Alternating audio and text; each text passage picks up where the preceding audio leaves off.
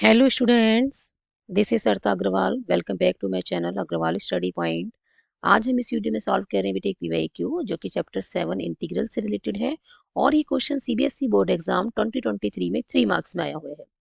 Question में हमें क्या गिवन है, find the integral of cos x divided by sin 3x। ठीक है, हमें cos x divided by sin 3x को इंटीग्रेट करना है विद रिस्पेक्ट टू x। तो सबसे पहले जो हमें गिवन है इसे लेट कर लेते हैं i। तो let I equals to integral of cos x divided by sin 3x। Clear है बेटा? sin 3x का जो आइडेंटिटी है बेटा वो क्या होती है? sin 3x को हम क्या लिख सकते हैं? 3 sin x minus 4 sin cube x। ठीक है, minus 4 sin cube x। Clear? Now put करना है बेटा हमें sin x को t। जब हम sin x को t पुट करेंगे और डिफरेंशिएट करेंगे क्या with respect to x on both side, तो ये बन जाएगा cos x और ये बन जाएगा dt अपॉन dx। तो ये आ जाएगा बेटा cos x dx equals to, ये आ जाएगा बेटा cos x and dx equals to dt।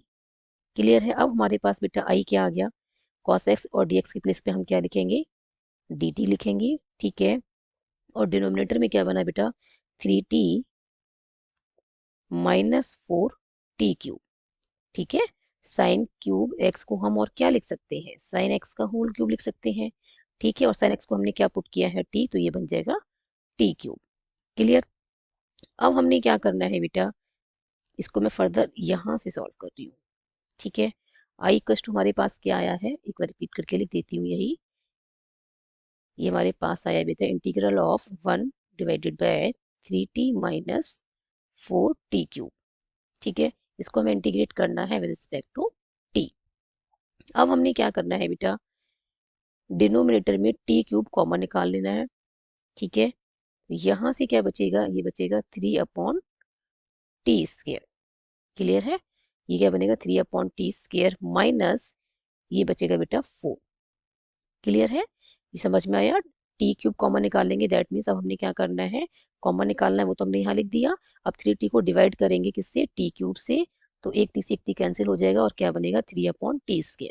तो हमने यहाँ पे क्या लिखा है? 3 अपॉन टी स्क्र। क्लियर? और टी क्यूब से टी क्यूब कैंसिल हो जाएगा और क्या आ गया? 4 बचेगा माइनस का। क्लियर? अब हमने क्या करना है बेटा, डिनोमिनेटर में जो ब्रैकेट में है ना 3 अपॉन टी स्क्र माइनस 4, इसको कोई और वेरिएबल पुट करना है। सपोज हमने इसको पुट कर दिया जेड की इक्वल। ठीक है, आप कुछ और भी ले सकते हैं। ठीक है, यू वी, ठीक है, कुछ भी ले सकते हैं आप यहाँ पे अदर देन एक्स और टी, क्योंकि बेटा एक्स और टी ऑलरेडी यूज हो चुके हैं। ठीक है, तो एक्स और टी को छोड़कर कोई और वेरिएबल में यूज करना है। मैंने यहाँ पे क्या लिया है इसको? जेड। तो 3 upon T square minus 4 equal to हमने क्या लिखा? जेड। अब हमें डिफ्रेंशिएट करना है both side with respect to T. Clear है? अब हमने क्या करना है, बोथ साइड डिफ्रेंशिएट करना है। Now differentiate both sides with respect to T. अब देखो बेटा 3 अपॉन टी स्क्र को डिफ्रेंशिएट करेंगे तो ये बनेगा 3 मल्टीप्लाइड बाय माइनस 2 और डिवाइडेड बाय टी क्यूब। कैसे आया? 3 अपॉन टी स्क्र को हम क्या लिख सकते हैं? 3 मल्टीप्लाइड बाय टी की पावर माइनस 2। अब इसको डिफ्रेंशिएट करेंगे तो 3 एज इट इज रहेगा, पावर उतारेंगे माइनस 2 और एक पावर लेस करेंगे तो टी की पावर क्या हो जाएगी? माइनस 3। अब ये बनेगा 3 मल्टीप्लाइड बाय माइनस 2। ठीक है, और टी की पावर माइनस 3 को डिनोमिनेटर में शिफ्ट करेंगे तो ये क्या बन जाएगा? T cube. ऐसे हमने इसको डिफ्रेंशिएट किया है 3 की power 3 divided by T square को। क्लियर है? तो ये क्या बनेगा? 3 multiplied by minus 2 divided by T cube. Clear? Minus 4 constant है बेटा, अकेला है, तो इसका डिफ्रेंशिएशन क्या होगा? 0। और ये आ जाएगा डी जेड अपॉन में डी टी। अब बेटा लेफ्ट में क्या बन गया? लेफ्ट में आ गया हमारे पास minus 6 divided by T cube, और राइट में क्या है? डी जेड अपॉन में डी टी। और फर्दर सॉल्व करेंगे तो ये आएगा 1 upon T cube, 1 upon T cube D T equals to minus 1 by 6 D Z. ठीक है, अब आई हमारे पास क्या आ गया बेटा? 1/t³ और dt की प्लेस पे हम क्या लिखेंगे, -1/6 और dz, ठीक है, और 1 डिवाइडेड बाय 3/t² - 4 को हमने क्या पुट किया है, z, तो ये बन जाएगा z डिनोमिनेटर में, ठीक है। तो आई हमारे पास क्या आया, -1/6 integral of 1 divided by z, और किसके रिस्पेक्ट में इंटीग्रेट करना है, z के रिस्पेक्ट में। तो बेटा इसका इंटीग्रेशन क्या आएगा, ये आ जाएगा i equals to -1/6 and log of mod of z। 1/z को इंटीग्रेट करेंगे विद रिस्पेक्ट टू z, तो क्या आएगा, log of mod of z plus constant of integration c। अब बेटा फर्दर मैं यहाँ से सॉल्व कर रही हूँ। i इक्वल्स टू बेटा हमारे पास क्या आया, -1/6 log of mod of z plus c। अभी मैंने रिपीट करके लिखा है।